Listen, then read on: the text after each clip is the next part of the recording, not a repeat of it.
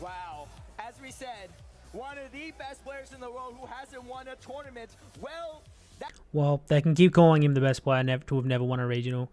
If there's ever going to be a company that's going to let down its community, it's got to be the Pokemon Company International. It just has to be. So what I'm talking about is the Orlando Regionals for the competitive video game, trading card game, and Pokemon Go.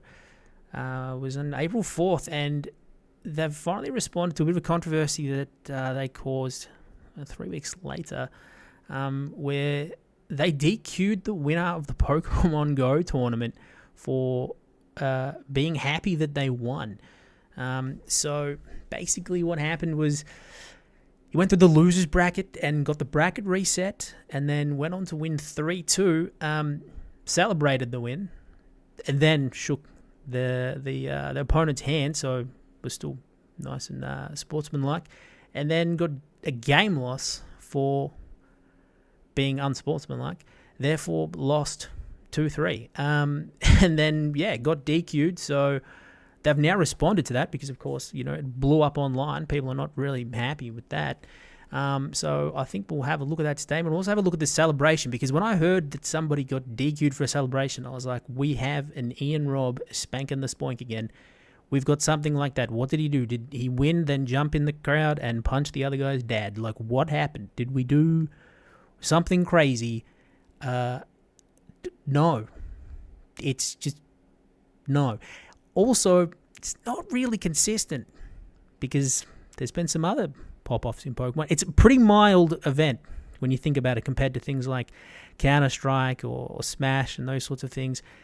But it's not very consistent, and I think Firestar has not been treated very fairly. So I think we'll have a bit of a look at that.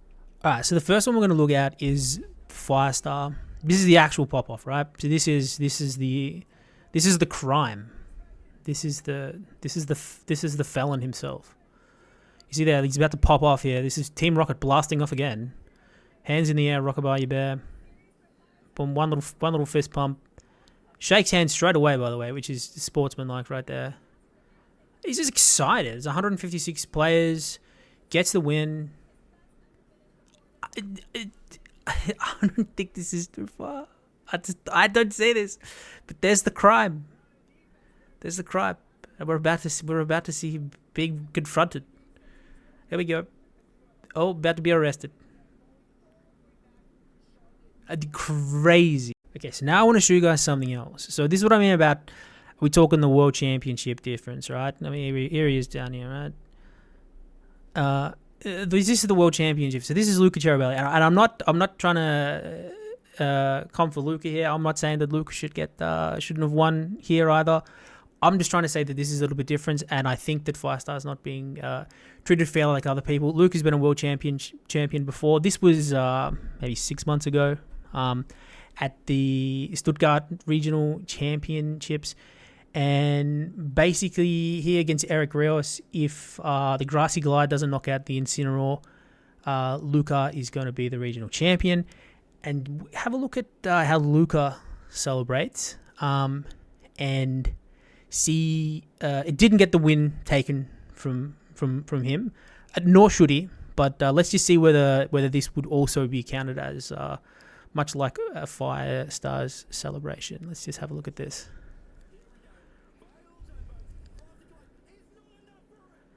And up he goes.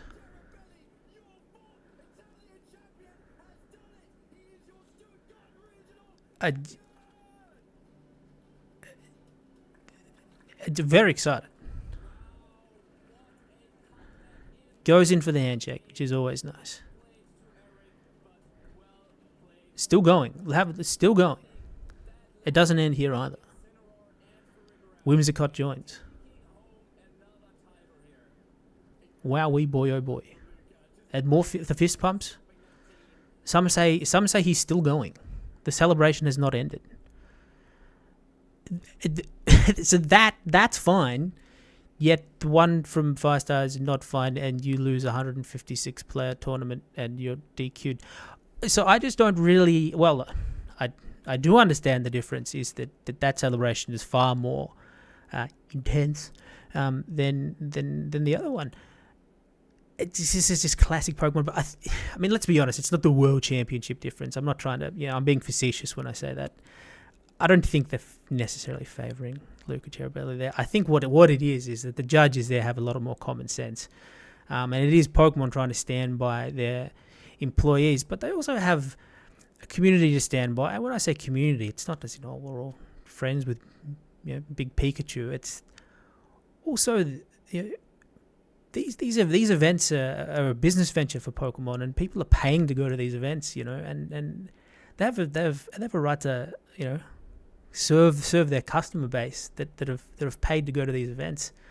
And I do say though too, just if I could find it here, the judge in the background, you can see him here. I don't think he's overly impressed, by the way, with Luca's celebration.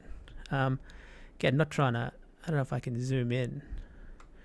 I don't think he's overly impressed here with Luca's celebration.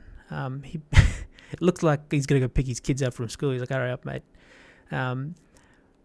But his not got DQ'd for this, but Firestar has. I just don't think it does not sit right. But we'll have a look at the statement. It's taken him 3 weeks to write it because it knows it's would have been a hard thing to write. God, jeez.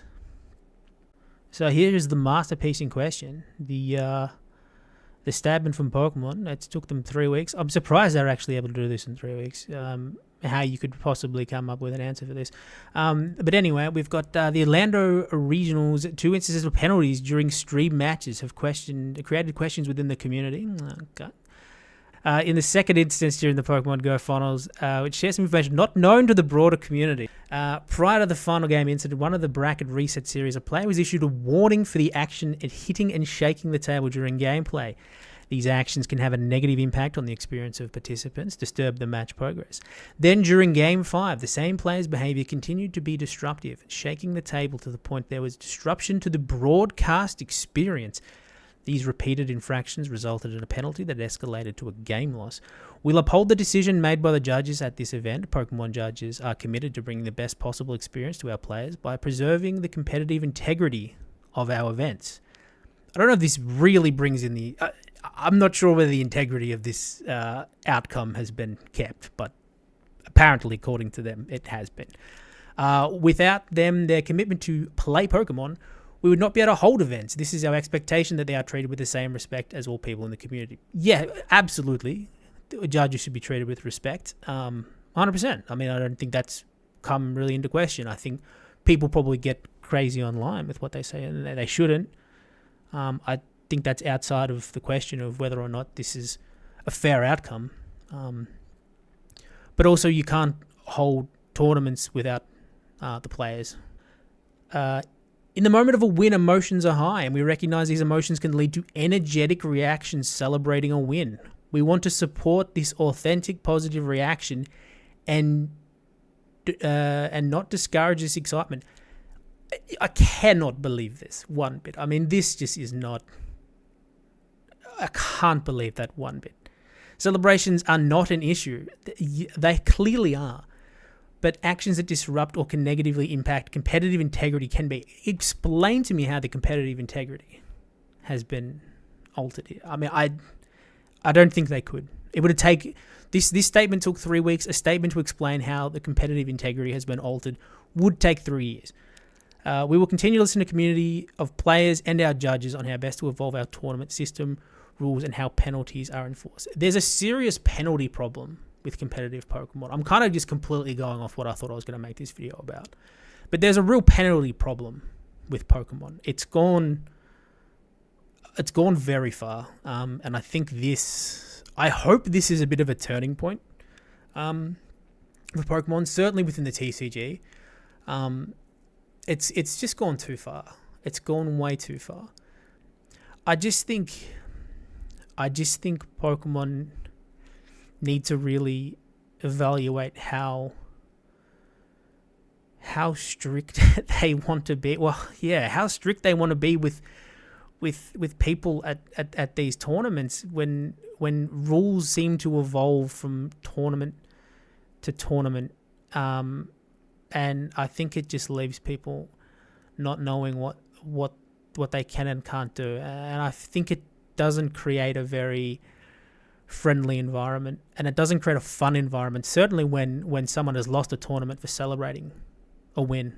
And again, I'm actually in Rob's corner, but this wasn't a spank and the spoink on the World Championship broadcast, right? This is such a mild celebration, and to lose the tournament for that is just, it's so wrong.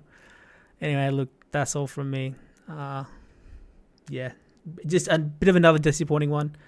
But I'll see you in the next one. See ya.